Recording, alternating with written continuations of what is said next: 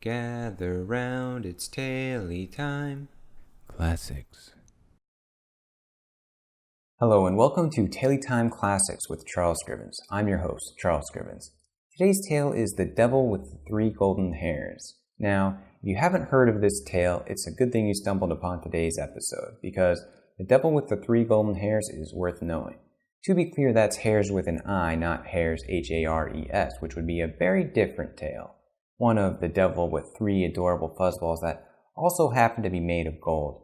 I imagine the devil would want to sell them to fund his evil schemes, but they would look at him and be so cute that he would just want to pet them and play with them.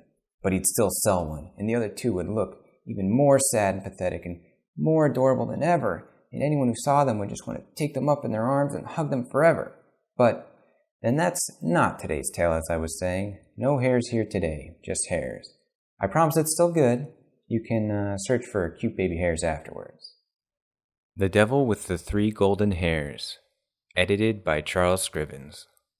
Once upon a time, in a small, poor village on the outskirts of the kingdom, a boy was born with a cowl and became the talk of the village. A wise woman prophesied that when the boy came of age, he would marry the king's daughter. As it happened, the king was hunting in the nearby woods. The king, while tracking some prey, stumbled upon the little village. No one recognized the king, for he rarely came so far out from his castle, and he was dressed as a hunter. When the king saw how excited and happy people were in the village, he thought it strange and asked a passer-by what was going on. "Have you not heard? A luck child has been born. He is sure to share much prosperity. He is destined to marry the princess when he comes of age." Now you may be confused about the whole luck child business, and I wouldn't blame you, but in many cultures, being born with a cowl is considered extremely lucky.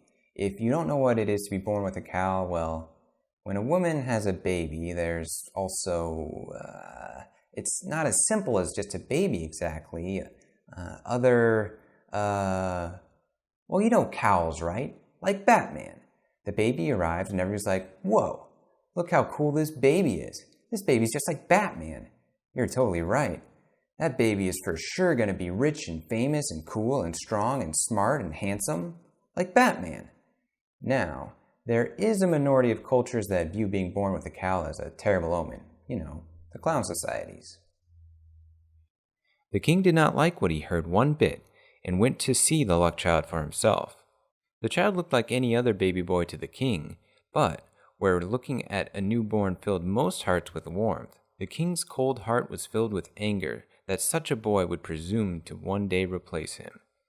To the newborn's parents the king said, "Let me have this child. It will be better off with me." The parents refused, but then the king produced his coin purse and offered an amount of gold larger than the couple had ever seen. The couple hesitated a moment more, but one conferred to the other, "He is a luck child, without a doubt. See what luck he has already brought us? We should not fight his fortune. How will he ever marry the princess if he stays here forever?" The couple was in agreement and gave their child to the king. The king left the village with the luck child in a box underneath his arm. When the king was well away from the village and came to a raging river, he tossed the box into the river. "That settles that," thought the king. "Now I have nothing left to fear, and my daughter is free." The light weight of the small child did not weigh down the box, however, and it floated safely down the river, taking no water. The river fed directly into the capital of the kingdom. Just outside of the capital, a miller and his wife saw the little box gently floating down the river. "There may be some treasure in that box," said the wife. "It is not too far out from the shore. Hurry and get a hook to fetch it." The miller quickly retrieved a long hook and carefully pulled the box to him. "It's a baby," said the miller in surprise. "A gift from God," proclaimed the miller's wife. "There is no treasure greater than that." That would not be my reaction to finding a baby floating down the river. You're just going to take this baby without checking if it belongs to anyone?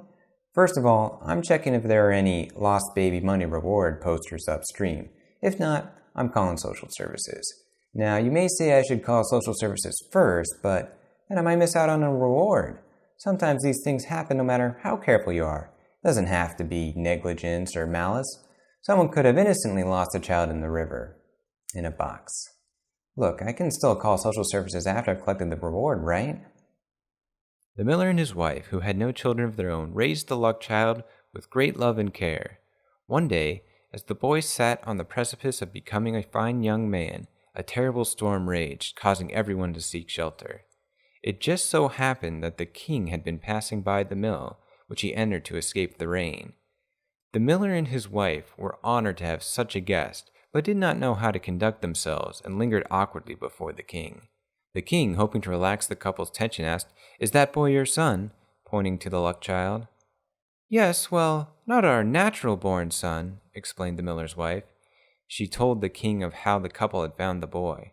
The story disturbed the king, for he gathered that the boy was the one and the same that he had thrown into the river all those years ago. The king thought quickly and said, "This storm has delayed me greatly. I must get a letter to the queen. Can the boy deliver it for me? I will give him 2 gold pieces for his service." "Just as you wish," said the miller's wife. "You can count on our boy," said the miller. "He makes the best of any task." As the boy prepared, the king wrote his letter to the queen, which said, "Kill the boy who has delivered this letter to you as soon as you finish reading this. I want him buried before my return." The boy took the letter and set out into the storm. "I will cut through the woods so that I am not out in this rain so long," thought the boy. But soon after he left the path, the boy was lost in the dark woods, with the sun hiding behind the storm clouds. Eventually he came to a small cabin. Wet and cold, tired and hungry, the boy decided to rest for a while at the cabin. The boy knocked on the door and an old woman answered. "What are you doing out here in the storm, young man?" "I am meant to deliver a letter to the queen, but have lost my way. I wish to rest here for a bit." "You poor thing," said the old woman. "But this is a hideout of a band of thieves. If they return and find you here, surely they will kill you." "I am not afraid. I am too tired to go on now. Please let me rest."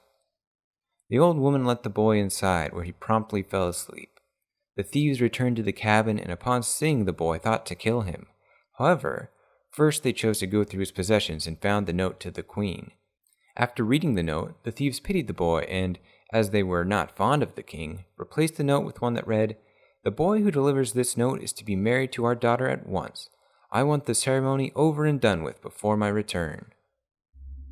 So they could have conceivably gotten the queen to do anything, and that's what they chose? That doesn't even benefit them.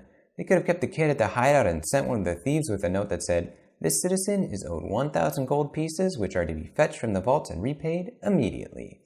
That would be something worthy of thieves and much more sensible. What should we do with this opportunity? Power? Riches? Fame? Ooh, I've got it!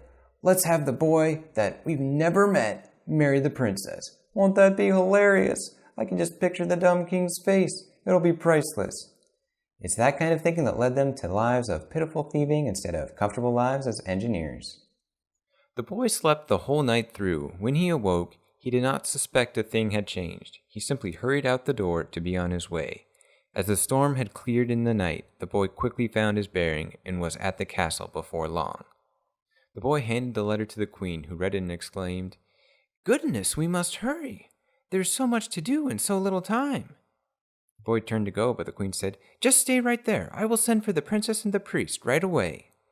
The boy thought perhaps he was needed to deliver a response back to the king, so he waited patiently. How surprised he was to learn that he was waiting for his own wedding! Even on such short notice, a great feast was prepared for the wedding. Though the wedding was brief and unceremonious by the queen's standards, the boy was wide-eyed and joyful in every moment. The princess, who was as much surprised as the boy, feared the worst, being told she was to marry someone she had never met with no notice, but found the groom to be pleasant and handsome. The new couple settled in together happily. When the king returned, he said to the queen, "Is it done? Did you do as I asked in my letter?" The queen responded, "Yes, I would have rather waited until you came back, but I am capable of doing such a thing at a moment's notice, even if it was not as grand as I wished." The king relaxed for a moment, but then the queen continued, "I do not understand why you are in such a rush to have a wedding. They are both still young. There was plenty of time." "Wedding? What did you— Let me see the note delivered to you."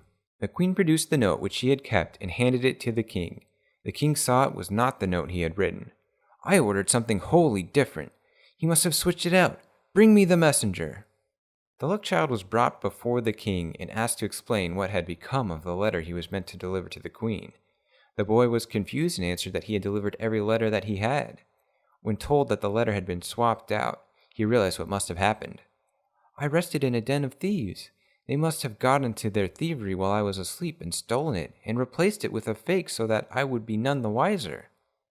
"Well, is that not convenient for you?" growled the king. "Do not think your lack of vigilance will go unpunished, for he who marries my daughter must go to hell and retrieve 3 golden hairs from the head of the devil himself. Only then will your marriage be true. If you treat this task with the same diligence as you do for carrying a letter, it will not turn out so well." With this task, the king hoped to finally be forever free from the boy who had thwarted him for so long. However, the luck child calmly answered, "I will fetch the golden hairs sure enough. I am not afraid, not even of the devil." With nothing more to be said, he turned and left immediately to begin his journey. Along the long road to hell, the luck child first came to a large town where he was greeted by a guard. The guard asked him his business and what he knew. "I am on a mission for the king, and I know everything I need to know." "Maybe you can help us then if you know so much," said the guard. "At the center of town is a great fountain which once flowed with a wealth of wine, but now has run dry and does not even flow with water. Why has this happened, and what can be done?" "Ah," said the luck child, "I shall tell you, but you must wait for my return." Can't you just tell me now? If you're in such a rush, we can walk and talk. I don't mind, especially if it means free wine. Does he think he's fooling anyone saying he knows? Ah, yes, I totally know the solution to this totally bizarre and unique problem that I just found out about. Yes, indeed. Well, see ya. If your city's guard falls for that, your city is not very safe. Hello, good sir. I, along with this horde of ruffians behind me, was hoping to see the sights in town and definitely not loot and pillage. Could you point me to the financial district? Now, if I'm the guard, there's no way I'm trying to stop a whole horde of ruffians myself, or at all, but I'd still be a good guard. I'd say, "Well, sure, but the financial district is much more impressive in the town down the road. You should really head there instead." He continued on his journey and came to another town where he was similarly greeted by a guard at the entrance. The guard asked him his business and what he knew. "I am on a mission for the king, and I know everything I need to know." "Maybe you can help us then," said the guard. "At the center of town is a great tree which bore golden apples all year round, but now its branches are completely bare. No apples, no blooms, not even leaves. Why has this happened, and what can be done?" "I shall tell you," replied the luck child, "but you must wait for my return." The luck child continued onwards and, just before the entrance to hell, came to a wide river. There was a ferry at the edge of the river with a ferryman waiting. The ferryman asked the luck child his business and what he knew. "I am on a mission from the king, and I know everything I need to know." "Maybe you can help me then," said the ferryman. back and forth across the river I go, but never can I leave this ferry. What must I do to be free?" "I shall tell you," replied the luck child, "but you must wait for my return." He exited the ferry on the far side of the river and soon came to the entrance to hell. He struggled to see in the darkness and coughed from the sooty air. He came to a large room lit by fire. The devil was out, as he often was, but the devil's grandmother sat in a large rocking chair, rocking back and forth. "Why are you here?" snapped the devil's grandmother, though she did not seem so evil or wicked. "I hope to collect 3 golden hairs from the devil, for only then can I return home and be with my wife." "That is no simple thing. Should the devil come home and see you, your life will be his, and hell is where you will stay. But I feel sorry for you and will help you if I can. I can make it easier for you to hide." Then the devil's grandmother turned the luck child into an ant. "Now you may escape his notice if you are careful." Things have taken a turn at hell that I simply was not expecting. Apparently the devil has a grandmother who has magical powers and has decorated hell with lounge furniture. I've got to say, if I was the devil's grandmother, I think I'd be looking to stay with one of the other grandchildren. Yes, dear, it is a lovely offer to have me stay with you. It's just that, how do I put this? Hell is kind of the place you try to avoid, like, at all costs. It's literally the last place anyone wants to be, but so kind of you to offer. "I will be careful, but there are 3 things more I must know. Why a great fountain of wine has run dry, why a tree of golden apples blooms no more, and why a ferryman is stuck traveling back and forth across a river and can never leave his ferry. Ha! Laughed the devil's grandmother. You should have told me this before I agreed to help you. Speak no more, but listen to what the devil says when I pull out each golden hair. Then the luck child said no more and crawled into the folds of the devil's grandmother's dress to hide. That evening the devil stormed back into hell, discontent as he always was. He paused as soon as he entered the large room with his grandmother sitting in it. I smell a man. I will have his soul. The devil looked around the room, but saw no sign of a man. He began to angrily throw open all of the cupboards to continue his search. Stop it. You're going to make a mess of the place, his grandmother chided. You are always bringing the scent of man back with you from the world. Sit now and eat. Let your work be done for the day. After the devil ate, he was tired and laid his head on his grandmother's lap. He fell quickly asleep as his grandmother petted his golden hair. Then the devil's grandmother grabbed hold of a single hair and plucked it from his head. Ow! Cried the devil. Why did you do that? I am sorry. I had a nightmare which caused me to grab at your hair. What did you dream? Asked the devil. I was very thirsty, so I went to a great fountain which flowed with wine at the center of a town. But suddenly it ran dry so that I could not drink even a drop. Why would that happen? Ha! I know that fountain, said the devil. In the well there is a large toad hiding under the stone and drinking well. All the fools of that town would have to do is get rid of the toad and the wine would flow again. Ah, I see. Now I do not have to worry about being so thirsty. Go back to sleep. When the devil was asleep again, his grandmother took hold of a single golden hair on his head and plucked it. Ow! The devil jumped up and yelled angrily. Why did you do that? Do not be so cross. I was asleep. It happened during my dreams. What did you dream this time? Asked the devil. I was very hungry, so I went to a great tree which bore golden apples at the center of a town. But suddenly the apples and leaves rotted and withered, and the branches were bare. Why would that happen? Oh, I know that tree, said the devil. There is a mouse at the root of the tree, nibbling away at the bark. Quite soon the tree will die completely unless the fools of that town get rid of the mouse. Then it will bloom with golden apples once more. If that's really the problem, that town really is made up of fools, as the devil said, and they don't deserve a tree with golden apples. Seriously, the first thing you should check for is pests, and you should certainly be able to find stripped bark. The other town probably should have investigated the well better, but at least there the toad is well hidden. These guys have no excuse. If you chop down the tree, they'd be all like, oh no, the tree shrunk. How could this have happened? Is it not getting enough water, not enough sun? We'll just have to wait for a random passerby to tell us. Ah, I see. Now I do not have to worry about being so hungry. Go back to sleep. The devil fell asleep a third time, and likewise his grandmother took hold of a third hair on his head and plucked it. Ow! The devil pushed away from his grandmother and swore until his grandmother finally calmed him. What is it this time? Another nightmare, I am afraid. One cannot stop bad dreams. And what did you dream now? Asked the devil. I was very tired, so I wanted to be home to rest. I took a ferry to cross a river, and the ferryman complained of going back and forth, forever being stuck in the ferry. Why would that be? Ha ha, that fool, said the devil. It is the oar that keeps him there, not the ferry. All he would have to do is give the oar to another in the ferry, and he could escape. Now see, you are home and can rest, so let me sleep well now. Now that the devil's grandmother had the 3 golden hairs, she let the devil sleep the whole night through. In the morning, when he was gone, the luck child crawled out onto the floor, and the devil's grandmother returned his human form. She handed him the 3 golden hairs. There you are. Did you listen well? Yes, to every word, thank you. Then there is nothing more for you here. Hurry on back to your wife. The luck child left hell, pleased with how well everything had gone. Soon he was back to the river with the ferry. Once he had been ferried across, he told the ferryman, Next time someone is in your ferry, give that person the oar and you shall be free. He came back to the town with the great tree. The guard welcomed him back and said, I hope you have brought an answer for me now that you are done with the king's business. Just as I promised I have.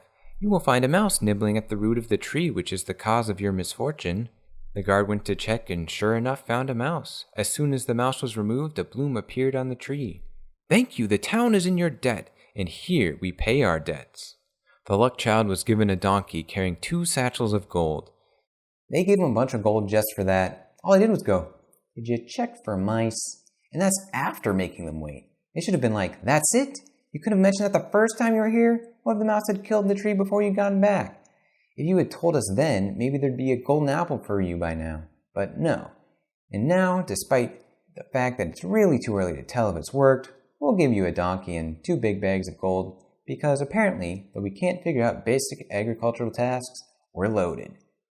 Since they're so loose with their money, the luck child should try for more, Ask them for them to send him a golden apple every month to make sure everything is ship-shape and that he doesn't need to come back with another one-sentence fix.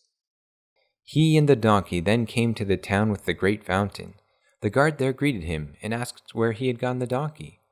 It was a gift from the next town over for helping solve their woes. I hope you have remembered to bring back an answer for our own troubles as well now that you are done with the king's mission.